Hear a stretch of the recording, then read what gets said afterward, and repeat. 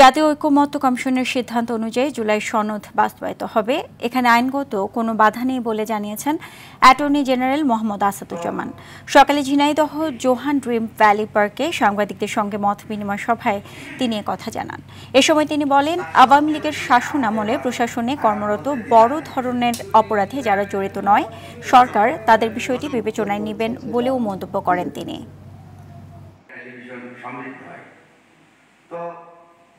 জুলাই সনদের বাস্তবায়ন এটা জাতীয় ঐকমত্য কমিশন দেখছেন।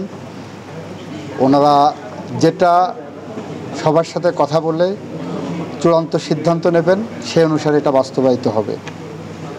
এখানে আইনসঙ্গত কোনো বাধা আছে বলে আমি মনে করি না।